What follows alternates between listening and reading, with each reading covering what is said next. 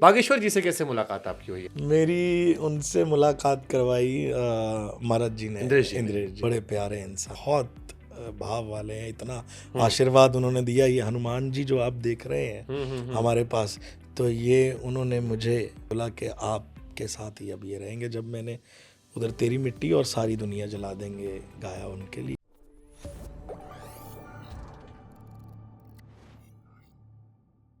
बागेश्वर जी से कैसे मुलाकात आपकी हुई? हमने एक गाना भी सुना, तेरी मिट्टी, आप गा रहे थे वो भावुक होके। मेरी उनसे मुलाकात करवाई महाराज जी ने। इंद्रेश जी इंद्रेश ने। जी और ने इंद्रेश जी से कैसे मुलाकात हुई, पहले हम ये जान लेते हैं। राधा रमन जी ने मिलवाया हमें, उनके गिरधर लाल ने मिलवाया हमें। सच में राधा रमन जी ने मिलवाया। अब राधा रमन जी नहीं ना गए, आपको दर्शन करवा के लाने राधा रमन जी के। इतने से राधा रमन जी श्री गोपाल भट्ट स्वामी जी ने उनके पास प्रकट हुए थे राधा रमन जी। और राधा रमणम हरे हरे आज से 5 साल पहले आया था। मैंने कब सुना? 2023 में। मैं सुनता था, ऐसी रील्स आ रही थी और महाराज जी की रील आने लग गई मेरे सामने इस भजन के बाद।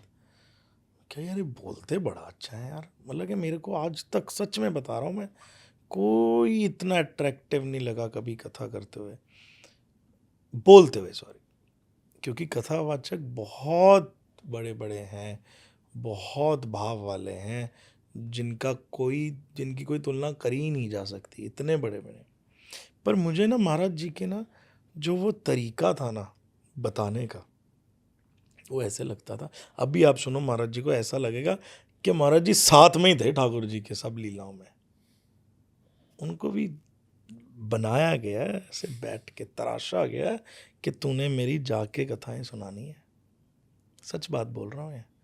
महाराज जी बड़े ही प्यारे इंसान है। फिर मैंने राधा रमणम, मैंने उनके पेज पर उनको इंस्टा पे मैसेज करा, तो उनके टीम से मुझे मैसेज आया, अरे आपका मैसेज आया। तो वो उदित है लड़का, तो फिर उन्होंने कहा भी महाराज जी ये बात करना चाहते। तो मेरी बात हुई पहले, तो बात हुई तो मैं क्या भी उस टाइम मैंने पता नहीं क्या बोला, कुछ पता नहीं बोला, महाराज जी बोला नहीं था, पता नहीं ऐसा हुआ।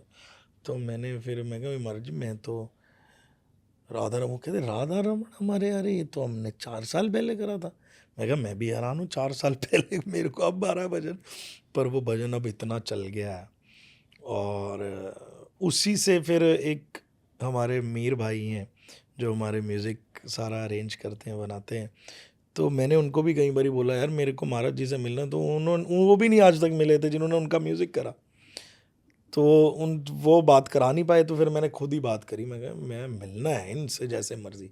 फिर मैं महाराज जी के घर गया वृंदावन, तो वहाँ पर भी फिर महाराज जी से मुलाकात हुई। तो ऐसा प्यार पड़ा महाराज जी से कि अब तो मतलब कि महाराज जी से वो प्यार है कि बस महाराज जी, मैं बोलता हूँ महाराज जी को, मैं कैसे फ़ोन जब भी करता हूँ, महाराज जी दंडवत प्रणाम करते हैं, लिट के, गिर के, लिपट के। वो कहते हैं गुरु रहने दो, क्यों लिट रहे हो, गिर रहे हो, आप गले लगो मेरे।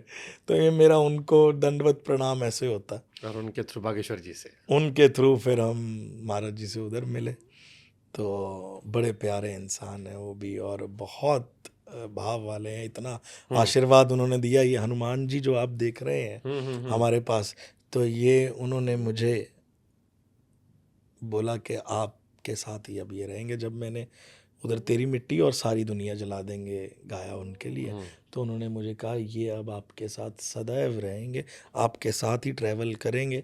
आप दुनिया में कहीं, अब हनुमान जी हर, वैसे तो पूरे वर्ल्ड में हनुमान जी हैं, पर हमारे साथ भी हर, मतलब कि मेरे को पूरा वर्ल्ड घुमा लाए हैं ये। तो ये साथ में हम रहते भी हैं। उनसे इंटरव्यू प्लान कर रहे हैं, कई जगह से चल रहा है कि बस अब बागेश्वर जी का मैंने करो एक करो अद्भुत करो, इंटरव्यू करेंगे। बिल्कुल। बहुत प्यारे इंसान है वो, छोड़िए और चीज़ें, बट बड़े प्यारे इंसान है। एक बारी मैंने बोला कि महाराज जी आपको आना है हमारी कथा में। मैं, ये हमारे लिए सौभाग्य की बात होगी। और ये हर एक को, मैं जिन जिन को भी बुलाया, सभी बड़े प्यार से आए हैं, बड़े भाव से आए हैं, हमारे साथ बड़ा ही प्यार करते हैं। महाराज जी मैं क्या भी जैसे मर्जी। और मैंने महाराज जी को बोला, मैं महाराज जी को मतलब कि हमने कुछ जैसे कुछ भी जेस्चर ऐसे कुछ, मैं उनके लिए कुछ एक बड़ी प्यारी चीज़ लाया था, तो महाराज जी कहते नहीं कि अगर ये चीज़ों के लिए हमें बुलाया तो हम कभी नहीं आएंगे फिर लाइफ में। ये आप अपनी कथा के लिए रखिए, लाइफ के लिए रखिए।